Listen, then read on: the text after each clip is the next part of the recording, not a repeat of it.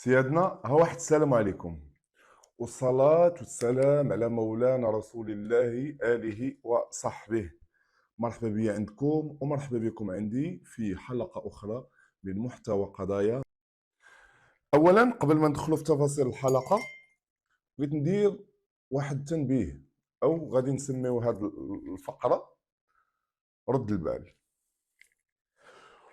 واحد المسألة ولات متداولة في المدن ديال المغرب، ولا بعض المرات كيجي شي واحد كيكون لابس كومبلي وداير كرافات على اساس من دوك النوع ديال الشركات اللي كيبيعوا في الديور، بائعين متجولين، وكيجي كيدق المره الاولى والمره الثانيه والمره الثالثه على اساس انه غلط، او ربما يقدر يدخل عندنا بصفه انه رجل كيسعى او مراه كتسعى وكيجي كيدق عليك الباب. كيجي نهار الاثنين وكيغيب، وكيجي نهار الاربعاء وكيغيب، وكيجي نهار السبت وكيجي نهار الجمعه. والهدف ديالو شنو هو؟ كيبغي يعرف واش ديك الدار فيها شي راجل ولا ما فيهاش. ملي كتحل ليه نفس المراه الاسبوع كامل او الشهر كامل، كتحل ليه الثلاث والجمعه والسبت وهو كيدرس الخطه ديالو، بمعنى كيعرف بان ديك الدار ما فيهاش راجل. وشحال من حي ضربوا بالسرقه، كتحل عليه الباب، او كيقول لك مثلا انا باغي نبيع هذه وهذه، ولا كيجي عندك على اساس انه كيسعى وكيقول لك الله يرحم باك جيب لي واحد قرعه الماء ولا كاس د الماء. غير انت كتبغي تدوري باش تجيبي لي الماء وتسدي الباب ولا تخليه محلول، كيدخل عليك وكيدير فيك ما بغا. فنردوا البال، اولا نديروا العين ديال الباب. ندير العين ما فيها حتى شي باس، اي باب ندير فيه العين باش نعرف شكون كيدق عليا، ولا غيدق عليا بائع متجول ما عندي ما ندير به. اولا ندير الباب ديال الحديد، ما يبقاش غير الباب ديال العود، ندير الباب ديال الحديد ونخليه ديما مسدود، وملي نحل الباب ديال العود ونعرفك شنو بغيتي، ونحل لك كاع الا كان عندي الباب ديال الحديد وندوي معاك اييه شنو بغيتي، ما خصني والو، ولا بغيتي شي حاجه شريها. اذا هذا هو التنبيه اللي غادي يكون اليوم، وغادي ندخلوا في تفاصيل حلقه اليوم. واحد الرجل الاسم ديالو حسن، سائق ديال الطاكسي، كيشتغل في الطاكسي هو الاخ ديالو. الاخ ديالو كيشتغل في الصباح وهو كيخدم في العشيه، بمعنى مقسمين الخدمه. متزوج، الزوجه ديالو الاسم ديالها ربيعه، وهادو اسماء اللي هما مستعاره، انا ما عمري ما عطيت الاسم الحقيقي في القضايا اللي كندرج عندي في هذا المحتوى. كنعطي، وحتى بعض المرات المدن غالبا كنعطي مدن مختلفه، ولكن حلقه اليوم غادي نقول المدينه الحقيقيه. قلنا سائق ديال الطاكسي الاسم ديالو حسن، متزوج بواحد المراه سميتها ربيعه، ووالدين واحد البنيه عندها 5 سنين. هاد الزوج كيعيش هو والزوجه والابن والبنت ديالو في واحد الدار، وعايشين بخير وعلى خير، ما خاصهمش حتى شي خير. وواحد الليله غادي يدخل للدار مع 8، وغادي يقول للزوجه ديالو انت الله يرحم باك انا غادي نعمر التليفون ديالي مع 2:30، ولكن الا داتني عيني وغفلت فيقيني راه عندي واحد السيد خصني نوصلو، واحد السيد راه الكليان ديالي خصني نوصلو. اذا داكشي اللي كان، فيقاتو الزوجه ديالو، قادات ليه الملابس ديالو، عطاتو ما ياكل وخرج. والزوجه رجعات كتنعس، نعسات. وفي هذاك النهار مع 7 ديال الصباح جات الاخت ديال السائق ديال الطاكسي، حتى هي ساكنه حداهم ومزوجه وكاريه حداهم. جات كتدق، حلت لها الزوجه الباب، قالت لها السلام صافا كي دايره لاباس عليك كلشي بخير، الله يرحم باك قولي لخويا يحيد الطاكسي راه راجلي بغى يخرج ومعاه هو مفاد عليه، قول لي يحيد الطاكسي باش راجلي يخرج للخدمه، راه حنت موالف ديما كيخرج هو كيخدم في الليل، ولكن اليوم ما بقى وشحال وحنا كنتسناو فيه. نص ساعه ونص وهو كيتسنى فيه، ما بغيناش نجيو ندقوا عليكم. ولكن ملي تعطل راجلي راكي عارفه 8 ونص خصو يكون في الخدمه، يعني خصو يخرج. قالت لي لا خوك راه خرج مع 2 ونص، راه قال لك غيوصل شي واحد. قالت لي لا الطاكسي باقي. وعرفات بانه كاينه شي حاجه. مشاو كيجريو للطاكسي، والاخت غادا تحل الطاكسي وغاديه تلقى الاخ ديالها مقتول، والطاكسي كله دم، الفولون تحت الكرسي، والكرسي وهو طايح على وجهه. الزوجه ديالو طاحت غيبات، سخفات، وجا العساس، وجاو شي دراري اللي كيبقاو يجمعوا في الدرب، وعيطوا المصلحه ديال الدرك الملكي. هذه القضيه هذه خدموها الناس ديال الجدرميه، الناس ديال لي جوندار. جاو الجدرميه في المعاينه الاولى كيلقاو ان الراجل مضروب في الراس، وعلى ما كيتبين بانه مضروب بآلة رادة ماشي آلة حادة. آلة حادة الا غنقولوا هي جنوي ولا موس، ولا آلة رادة كتكون اما حجرة اما حديدة اما زرواطة، وهادشي اللي تبين. فقاموا بالمعاينة واتصلوا بوكيل جلالة الملك اللي علموه. دخلوا الناس ديال الشرطة العلمية، قاموا برفع البصمات من السيارة، وتخاد الرجل إلى مستودع الأموات. فالطبيب الشرعي كيقول بأن الرجل تضرب بدون العلم ديالو، بمعنى تغدر في الضربة، وكيقول بأنه تضرب ب كيفاش غنوصل كياسة. الكياس بحال التيموم اللي كيكون مربع، ديك الكياس كيكون بعض المرات كيكون غالبا كيكون كيكون في الارض ديال دور الصفيح، مضروب بكياسه للراس.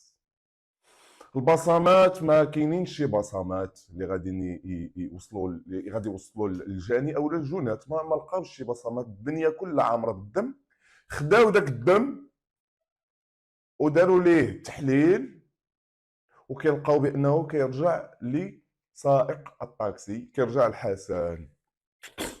بداو البحث ديالهم، سولوا الزوجه كتقول لهم بان الزوج ديالي من اطيب خلق الله، كيشتغل هو الاخ ديالو في الطاكسي، ما عنده حتى شي عداوه مع شي واحد، عمره ما ضارب مع شي واحد، كيخرج بالنهار للقهوه وكيجي في الليل كياكل داكشي اللي غياكل وكيخرج كيمشي يخدم خدمته بحالو بحال ايها الناس. يعني الزوجه ما عطات حتى شي تصريح. حاولوا يسولوا شكون هو هذا الراجل هذا اللي كان غادي يوصلوا مع الثلاثه، كيلقاو بان الراجل فعلا بان الراجل متصل به وعيطوا ليه وقال لهم فعلا انا فين ما كنبغي نمشي لدارنا، انا كنشتغل في سيدي قاسم، ولكن انا ماشي من الساكنه ديال سيدي قاسم، ولكن دائما ملي كنبغي نمشي للدار يا اما هو يا اما الاخ ديالو كيديوني كورسه. وراه فعلا راه داك النهار ملي سنيتو يجي عندي وما جاش عندي وكنصوني عليه وما جاوبنيش، فاضطريت ناخذ طاكسي اخر ومشيت وقضيت الغرض. وفعلا بالبرنامج ديالو تاكدوا بانه فعلا ما عنده حتى شي علاقه بالجريمه، لانه وصلوا معاه لتعميق البحث ما عنده حتى شي جريمه. فغيشكوا في شي واحد، ما كاينش شي بصمه، ما كايناش. الزوجه ديالو كتقول ما عنده حتى شي عداوه مع شي واحد. غاديين يديروا لا بيركيزيون ديال بورتا بورت. بورتا بورت شنو هي؟ هي انهم كيسولوا الناس المحيطين بهذاك الشخص، بلو فيكتيم، الديور اللي في جنبو، الحانوت اللي كيتعامل معاه، الصيدليه اللي كتعامل معاه، كيسولوا عليه. العساس عيطوا للعساس كيقول لهم انا ما سمعت حتى شي حاجه، فعلا انا كنت عاز ذاك النهار، ولكن انا راه بعيد على الدار ديالو. وحتى شي حاجه ما سمعتها داك النهار. كنت عاس. وبعض المرات ما نكذبش عليكم، بعض المرات قال لهم انا بعض المرات كنغمض عيني، كنعس واحد شويه، كديني ديك 10 دقائق 20 دقيقه، ولكن راه كنخلي الكلب مربوط. الا كانت شي حاجه كيريكلامي ليا الكلب، اعزكم الله.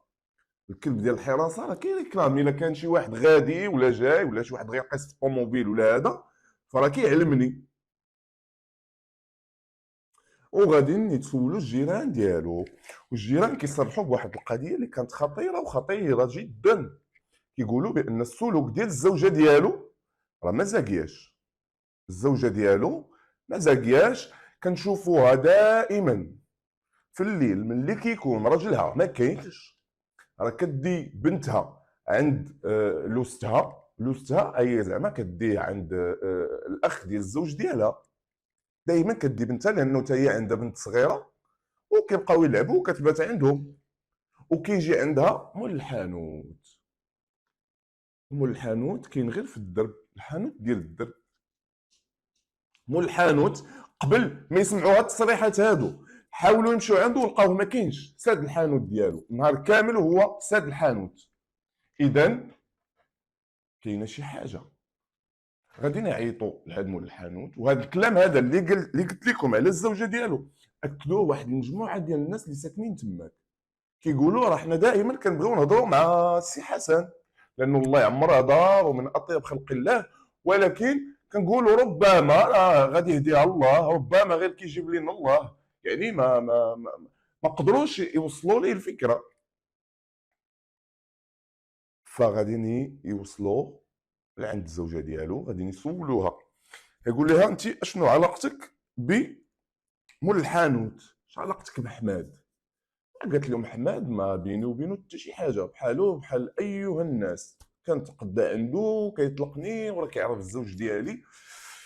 قالوا لها البارح قبل ما توقع الجريمه بليله جا عندك، كان عندك في 4 ديال الصباح. قالت لهم جا عندي غير عطيتو شي فلوس كان كيتسالهم ليا وتاكد ليا من التيو ديال البوطه ما يمكنش غادي تعطيه الفلوس مع 4 الصباح وهو ما كيخدمش مع 4 الصباح.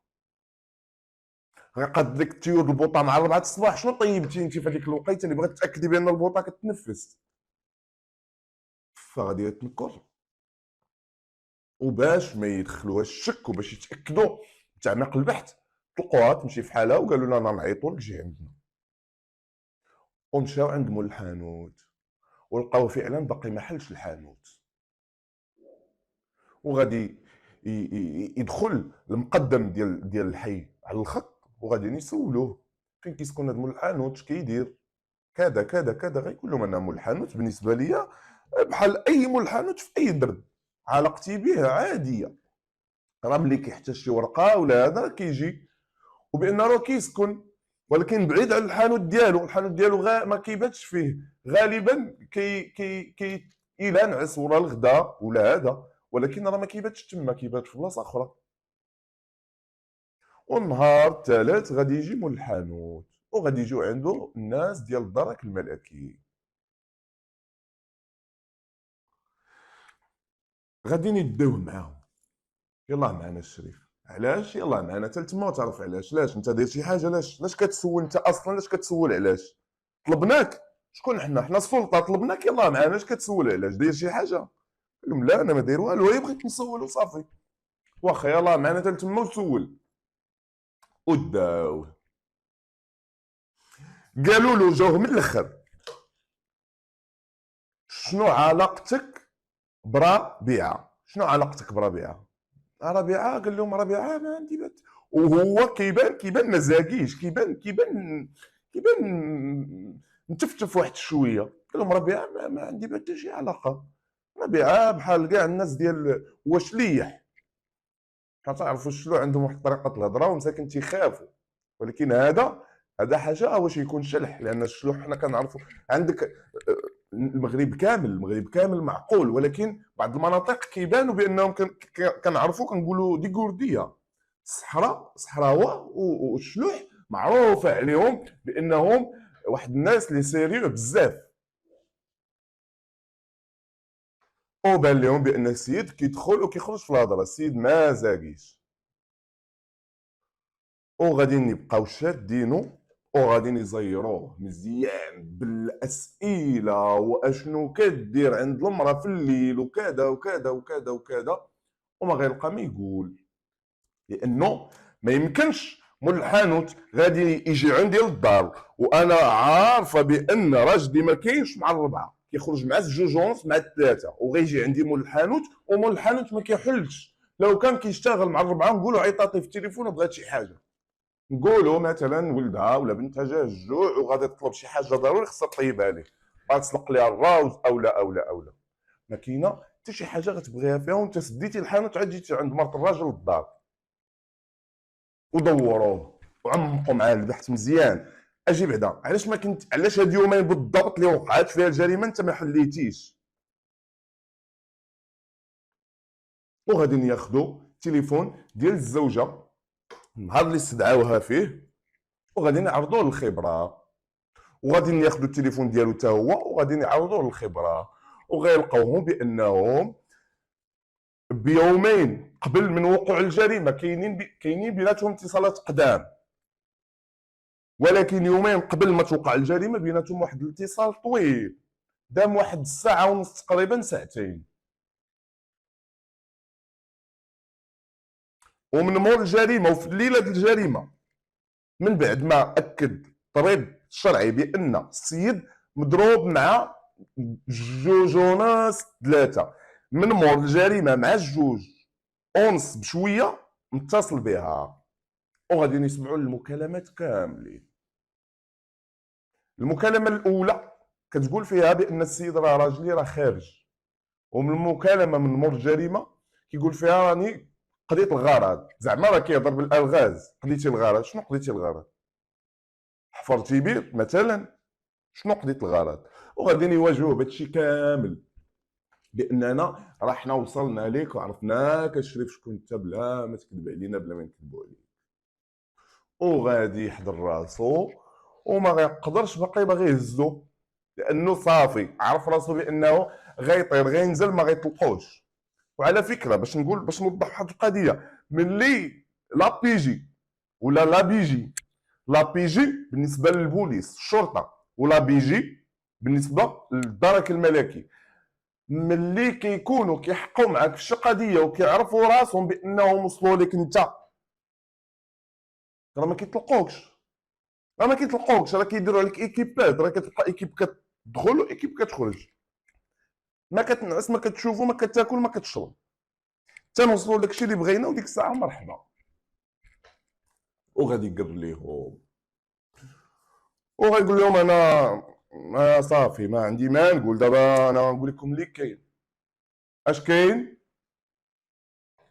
غيقول لهم الشتا الحمد لله راه خدامه، الشتا راه الحمد لله على الامطار هادو، والله يوصلها حتى لبلادنا ان شاء الله، راه حنا محتاجينها والله يعطيها لنا على قد النفع، الله يرحمنا. غادي يقول لهم انا عندي علاقه بربيعه. كيفاش؟ ما فهمناش، وضح لينا كيفاش عندك علاقه بها؟ انا كنجي عندها وهادي منين انت وانت كتجي عندها؟ قال لهم هذه واحد المده ديال العام، ايه، وغير كيخرج راجلها وكتعيط ليا وكنجي عندها وكنبقى معاها البنت كتكون البنت كتشوفكم. قال لهم البنت مره كنجيب لها السيرود النعاس، مره كديها عند اخت راجلها، ايوا. واللي غادي تبين وغنقول لكم بخلاصه هو ان السيده عرفات راسها بان الريحه ديالها بدات كتعطي في الدرب، شافوها الناس وهو كيشوف الناس كيشوفوه، والدراري ديال الدرب عارفينه، والدراري ديال الدرب جاو عنده ولاو كيهددوه، ولا كيقول لي عطيني هادي، كيقول لي لا سير تجيب فلوس، كيقول لي راه غنمشي غنقول الحسنه كاين وكاين. اذا القضيه ديالهم بدات كتفرش، بدات كتعطي الريحه، وبداو كيحماضوا بهاد العباره هادي في داك الدرب. وغادي تقول ليه ها خصنا نصفيوها الحسن، حسن خصو يموت. وقال لها كيفاش غنديرو؟ ما غنديرو؟ قالت لي انا نقول لك كيفاش. شي نهار يكون خارج في الليل وضربوه هرب. ساهله بالنسبه لها، هي ضربوه هرب صافي. وفعلا واتفقوا على النهار. وديك الليله كان خارج والسيد معاه كيحل الطوموبيل، لانه قلنا هو كيبدا الخدمه مع الثلاثه، هو كيخرج مع جوجونس كيغسل الطوموبيل وكيهويها وكيمسح الجاج وكذا وكذا. وهو حال الطوموبيل، كان في اللور ديال الطوموبيل في المالا، حال المالا كيصاوب مع داكشي ديالو وضربو حجره للراس.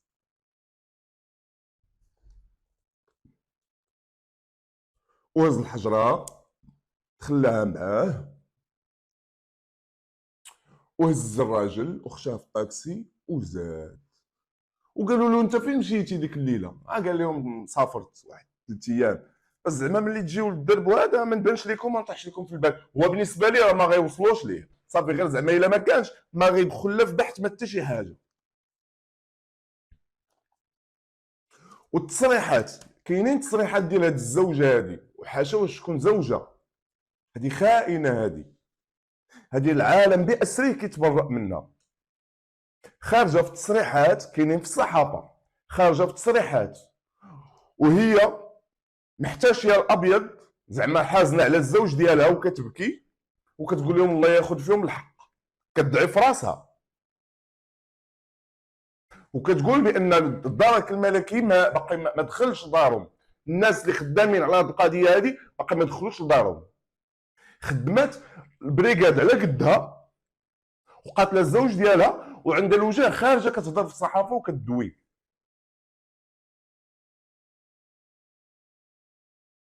وتقدمات هي وهذا الملحن ولد هذا حماد من العداله وتحكموا بجوجهم 30 سنه 30 سنه 30 سنه. واللي اثر فيا اكثر هو البنت، الابنه ديالو مسكينه خارجه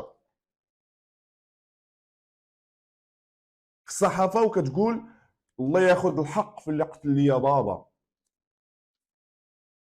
حسبي الله ونعم الوكيل. البنت عندها 5 سنين